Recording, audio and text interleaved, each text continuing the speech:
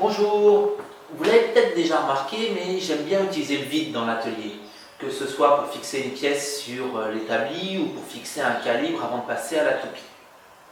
Il y a quelques temps, j'ai modifié un compresseur pour en faire une pompe à vide justement. C'était très efficace mais bruyant. Aujourd'hui, je vous propose une réalisation faite à partir d'un moteur de frigo, possédant une petite réserve de vide, le tout tenant dans une caisse qui a les dimensions d'un système R4, avec un VACOSTA, le vacuomètre et des raccords rapides qui la rendent extrêmement efficace. Pour mieux comprendre, je vous propose de regarder ce qui se passe sur le plan. Je n'affiche pas le moteur du frigo, c'est pas nécessaire, ça nous encombre. Il est connecté ici, par l'intermédiaire de ce petit trou, à la réserve de vide. La réserve de vide, elle est constituée de 4 caissons qui communiquent les uns avec les autres afin d'être plus résistants. Les contraintes vont être importantes une fois le système mis sous vide. Ensuite, on a ici micro-switch, ressort, manchon de PVC. Je vous détaille ça tout à l'heure. C'est le VACOSTA. C'est le système électromécanique qui commande la marche et l'arrêt du moteur. Ici, c'est la sortie. Un tube de cuivre soutenu par cette petite planche de bois. Un raccord en T, un raccord rapide, un vacuomètre. Tout ça est soit collé pour les jonctions bois-métal avec du joint PU, soit assemblé avec du téflon. Nous avons ici une coupe simplifiée du VACOSTA. En partie inférieure, on a un manchon de PVC fermé par un bouchon d'un côté et de l'autre par une chambre à air. Sur la chambre à air est repris une vis qui vient appuyer sur le bouton poussoir. Regardons un petit peu ce qui se passe. Lors de la mise en route, la pression à l'intérieur du VACOSTA diminue, la chambre à air se déforme et entraîne avec elle la vis qui n'appuie plus sur le bouton poussoir. Le moteur est alors arrêté.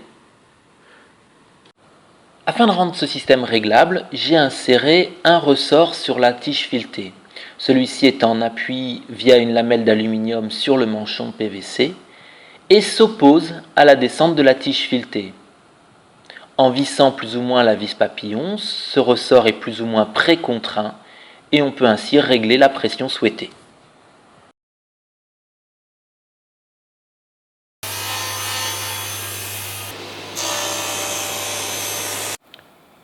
La caisse comprenant le support des différents éléments et la réserve de vide est constituée simplement de contreplaqués de 10 mm collés et cloués.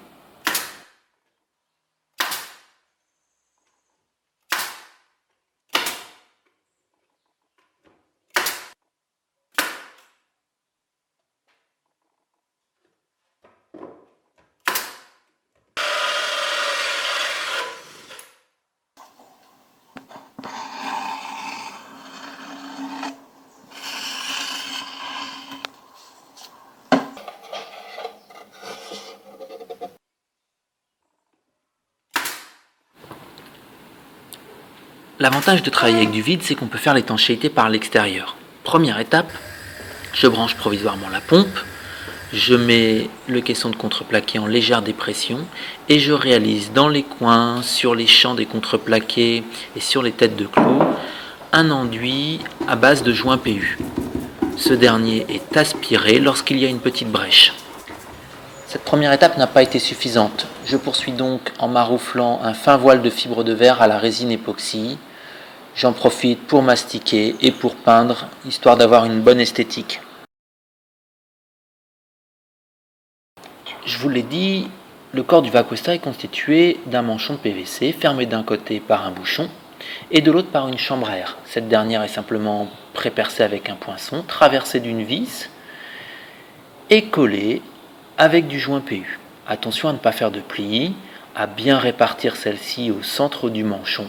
Pour cela, j'effectue un test de dépression et je vérifie que la vis reste verticale. Reste à assembler 2 rondelles aux extrémités du ressort et à monter l'ensemble.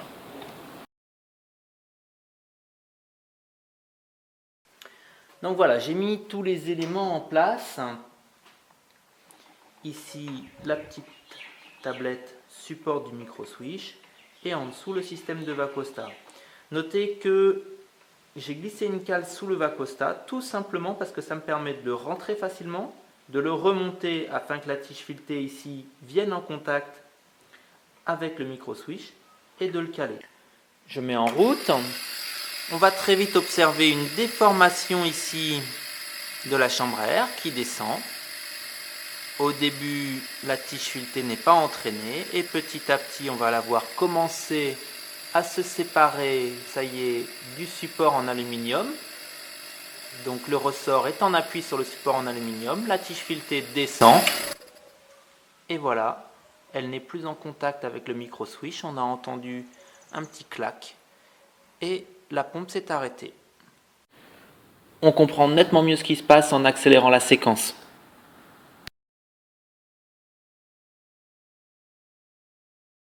Je ne vais pas vous détailler aujourd'hui toutes les utilisations possibles du vide dans un atelier.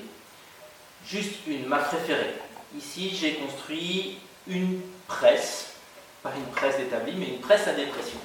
J'ai réglé la pompe sur un peu plus ou un peu moins de 0,6 bar. Et j'ai ici une enceinte qui va me permettre de faire le vide d'un côté d'une planche.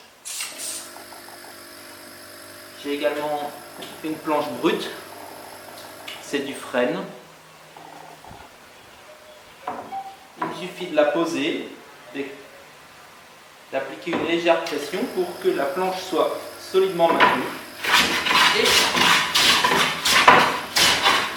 je peux la raboter. Voilà.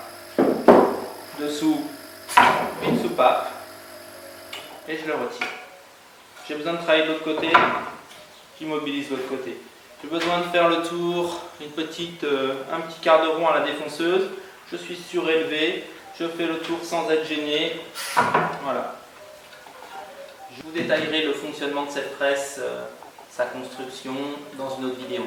J'espère que ces petites astuces vous ont donné envie de vous lancer dans l'utilisation du vide. C'est à mon sens un vrai plus pour tout ce qui est ergonomie de travail, même pour un amateur. À la prochaine!